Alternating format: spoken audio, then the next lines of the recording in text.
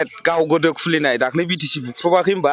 बैयाव खुलिनाय साथाम साब्रैसोखौ लानानै बिराद थिफुरला देखायगासिनो खिन्थु बे जेनगोन बे जेनजियावलाय नों जेनजि ना जेनजेट ना गिनजि साबैसे लाइमोनफोर दं बेयावलाय आं नुनायावथ' 10 जननि बारा नुवाखै गामि मोनसेनिफ्राय नों सासेबो गैया अबा एरिया मोनसेनिफ्राय सासेबो गैया बे सानै साथामसो बे 10 जनसिमखौ लानानै बिराद थिफुरला जाबाय थादों खिन्थु जेनगोन बिथाङा खिन्थु बे खाथां बे जेनगोना बे खाथां इउपिपिएलआव थांदों जोंनिफ्राय बिसोरो जोंनो खोन्थाफैफिनदों इउपिपिएलआव थांबा नै फंबायमोन एन्जर सिखा मोनामसुनायसो जायोलै मानसिफ्रा सानगोन बे एन्जर सिखाखौ जाजायो होननानै खिन्थु जाजाया बे अबिनाश दैमारियाथ' नोङो खेथिनि मावग्रा मा होनो बर' आबादारिनि प्रेसिडेन्टनो आंथ' खबर लादों एरियायाव बिथाङाथ' दालालसोनो दिपेन बर'आ जे बाय डाबल भटआव जेनगोन बिदिनो खाथां गाव गोदो खुलिनाय दाख्लै बिटिसि बुख्रुबाखै होनबा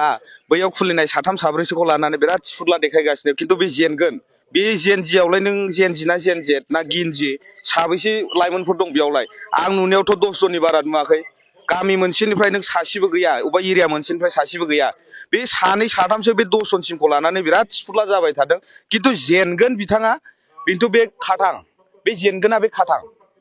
खाथांखा बे जेनखागोन लाइमोनफोर बिसोरजों गैया हाजार हाजार लाख लाख लाइमोनफोर दिनै जोंजों दङ आं बे खोथाखौ स्पष्ट खालामनानै होबाय बे जेनगोनखौ नुहुरनानै जायखिजाया बे बिथाङा बखिगासिनो खिन्थु बिथांजों सासेबो जे लाइमोनफ्रा दं होननानै आं साना आरो बिथांनि जेननाया खाथां आरो दां बुंखाबायना बे जाय इउपिपिएलआव थांदों जोंनिफ्राय बिसोरो जोंनो खोन्थाफैफिनदों इउपिपिएलआव थांबा नै फंबायमोन एन्जर सिखा मोनामसुनायसो जायोलै मानसिफ्रा सानगोन बे एन्जर सिखाखौ जाजायो होननानै खिन्थु जाजाया बिसोर गावसोरनि उदैखौल' नायो सोरबा नों बिपिनिफ्राय थांनायखौ रावबो नाया सोरबा लाइमोनफोरखौ नाया गावसोर न' बां लुनांगौ गारि गुरा लुनांगौ बेनि सायावल' बांसिन खारबाय थायो बे अबिनाश दैमारियाथ' नोङो खेथिनि मावग्रा मा होनो बर' आबादारिनि प्रेसिडेन्टनो आंथ' खबर लादों एरियायाव बिथाङाथ' दालालसोनो अबा गामियाव नोङो अबा कारेन्टनि नामाव फैसा खांनानै जानाय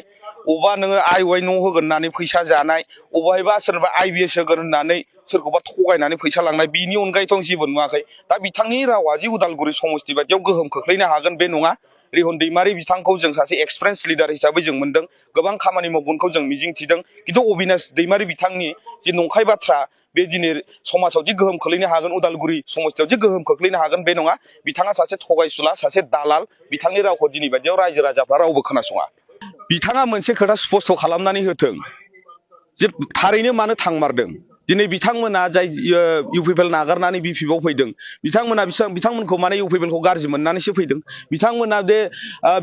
इउपिपिएलआ बिथांमोननि जेसेबांखिनि नांगौखिनि जे लिडारशिप क्वालिटि मोननांगौ बेखौ मोननो हायाखै जायनि थाखाय जोंनिफ्राय गोबांखिनि थांनायाबो फैफिनजोबदों बिथाङा जि बुंदों बे गासिबो नंखाय बिथांमोना जे बुंनो थाखाय कन्टेन्ट गैला आरो बिथांमोननि माखासे लिडारफ्रा जों जगाजग खालामगासिनो हाई प्रफाइलनि माखासे लिडारफ्रा जे नैबे इलेक्सननि साननै बा सानथाम सिगांनो जोंनि बिपिएफ दलाव फैगोनखौ जों नुहुरदों दैमारि सारखौ नांगौ होननानै बयबो बुंदों गामि ओनसोलावल' नङा जोंनि बर'नि माखासे इन्टेलेक्सुयेल माखासे बिउरोक्रेट लोगोसेनो जायफोर सेन्ट्रेलनि स्टेटनि साख्रि मावग्रा गभर्नमेन्ट जब हल्डारफोर बिसोरो गासिबो माने रिहन दैमारि सारखौनो नांगौ होननानै बुंदों गामि ओनसोलावबो नांगौ होननानै बुंदों मानो होनबा थांनाय 20 बोसोराव जेब्ला एमएलए बा आरो मोननै टार्मसनि थाखाय मिनिस्टार जानाय दंमोन बिथाङा गोबांखिनि खामानि मावदों लोगोसेनो उदालगुरि डिस्ट्रिक्टखौ सोरजिनायाव जे बिथांनि मोनसे बिहोमा दङ बेखौ दिनैनि बायदियाव रायजो राजा बिथांमोना उदालगुरिबासिया मिन्थियै गैया जायनि थाखाय बिथांखौनो नागिरफिनदों मानो होनबा अल्ड इज गोल्ड दा मोनसे खोथाया ट्रेन्डिंआव फैबाय थादों जे यां मोसा आरो वर्ल्ड मोसा माने जाखांफु मोसा माने आरो गोजाम मोसा खिन्थु जारिमिनाव दङ जोङो माखासे समाव सोरखौबा गाज्रि मोननानै जोङो किक आउट खालामफ्लाङो खिन्थु उनाव फस्थायनाङो जे गोजामानो सना होननानै बेनिखायनो दिनैनि दिनाव रिहन दैमारि बिथाङा सासे गोजाम सिनियर लिडार एक्सपिरियेन्स गोनां लिडार निस्सय बेनि थाखायनो रायजो राजा बिथांमोना रिहन दैमारि सारखौनो फिन खेबसेबाव आरोबाव दिसपुराव दैथायहरनो थाखाय आखायाव लादों आरो रिहन दैमारि बिथांनि जे देरहानाय बे दिनै रोखा जानानै फैबाय जौगाथायनि थाखाय फरायनायाव जेसेबांखिनि पिएइचडिफोरनि थाखाय स्कलारशिप होनांगौ प्रमद बर'नि दिनाव बियो बन्द जाबायमोन खिन्थु नैबे इलेक्सननि उनावनो जेब्ला जों माने थासारिया स्टेबल जाफिनगोन दुंहाव थासारिया जेब्ला स्टेबल जाफिनगोन बै समाव पिएइचडि हल्डारफोरनो जोङो मा बिपिएफ सरकारा मा होनो नागिरदों स्कलारशिप होनो नागिरदों जायफोर गिदिर गिदिर मोजां इनस्टिट्यूशनफोराव फरायदों जे बिथांमोननो मा होनो नागिरदों जोङो मोनसे फाइनान्सियेल एसिस्टेन्स होनो नागिरदों आरो मोनफ्रोमबो जिल्लायावनो दिनै जोंहा सिगां मोनब्रैमोन दायो मोनबा डिस्ट्रिक्ट जाबाय बे डिस्ट्रिक्टआवहाय मेडिकेल कलेज लुफुंनायनि हाग्रामा महिलारि सारा मोनसे खोथाखौ होदों आरो बिथाङा जेरैबायदि खोथा होदों ओरैबायदि मावफुंगोन आरो मोनफ्रोमबो ओनसोलावनो मोनफ्रोमबो समस्थियावनो जेरैबायदि इउथफोरनि थाखाय जेरैबायदि फरायनायनि मोनसे सुबिदा मोनसे परिबेस खालामनांगौ बेखौ दिनै खालामनानै होगोन होननानै बिथाङा फोरमायदों लोगोसे सम आरो सुजुगखौ लानानै जोङो थ्रु फिडबेक बिपिएफ सरकारा खामानि मावगोन होननानै हाग्रामा महिलारि सारा जे मोनसे बानबुंथाय होदों आं दिनै बेखौनो स्पष्ट खालामनानै होबाय रिहन दैमारिया देरहानाया रोखा जाथारबाय स्रां स्रां नुलायथारबाय जोङो बेसेबां भट मोनगोन बुंनो हायो खिन्थु बिथांमोना मेगन सागोन ओंखायनो जोङो बे बेसेबां भट मोनगोन जों बेखौ बुङा खिन्थु दिपेन बर'आ जे बाय डाबल भटआव जेनगोन बिदिनो खाथां बे बुंग्राफ्रा बे जाय लाजिखौहायनि इउपिपिएलआव थाबोनाय गोजा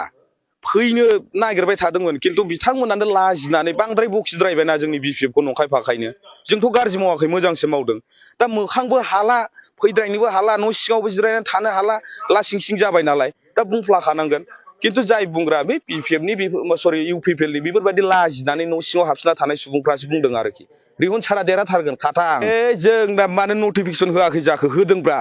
बे गावस्रा हराव बे माने साख्रिनि रिजाल्ट दिहुनग्रा हरनि 12टा 1टायाव बे एडभार्टाइजमेन्टखौ हगारग्राखाय माने साननिखौ नुवाब्रा आं सिगांनिफ्राय मा बुंबाय थादों बिथांमोना हरनि सियाल साननि सियाल नङा बिसोरो बोरै गावसोर बिपिएफखौ रायखुमी माने 2 लाखनि रेफारेन्स लानानै माने पाब्लिकनिफ्राय भट आदाय खालामनो हागोन बिसो मोनसे षड़यन्त्र बानायबाय थादों खिन्थु रायजो राजाफ्रा दि बिपिएफनो भटखौ होनो गोसो लाइमोनफ्रा दि भटखौ होनो गोसो दिनै बिथांमोना नै रिजाल्ट खालि नुगोन ना आयौ उमुग रामसियारिया बुंनाया दि जामारबाय बे खोथाखौ बिथांमोना गनायनानै लानांगोन आंनि मेन्डेटखौ बिथांमोना गनायनानै लानांगोन जेबो जायाखै देरहाखानायसो बिथांमोना पइन्टस गैया लाजिखौ हायैनि माखासे खोथाखौ बुंनायसो बे गारिया बायलालाखासोमोन आंनि नुनायावथ' ओमफ्राय बै गोदान मोननो लुगैदोंना दिपेन बर'निफ्रायबो बुख्रुबलानानै लाबायब्रा गोदान मोनगौबा बहा फुटेज देलाय फुटेज होथोंलाय बाब जोंनि बिपिएफखौ ओरैबायदि फाननो नागिरदों फेजेननो थाखाय खिन्थु बिथांमोना जे जेनगोन खाफालादि गाज्रि जानो फैगासिनो खेल गैया बिसोरो गारिया बायलालाखासोमोन गोदान मोननो थाखाय दिपेन बर'नाव माने बै ड्रामाखौ खालामफ्लादों गावसोरनो बुख्रुबदोंब्रा फुटेज होनो हायाखैना बे पुलिस आउटपस्ट खाथियाव बुख्रुबदों साबेसे पुलिस थायो आउटपस्टआवलाय दा इलेक्सन खाथिनि ओरै डिउटि होनाय बे गारि गोदाननि लबावसो बुख्रुबदों जेबो गैया फुटेज होनो हायाखैना दिनैसिमबो रायजोफ्राथ' बुंदोंना गारि गोदाननि लबावसो बुख्रुबदों बिसोर होननानै जाफ्लानायसो दे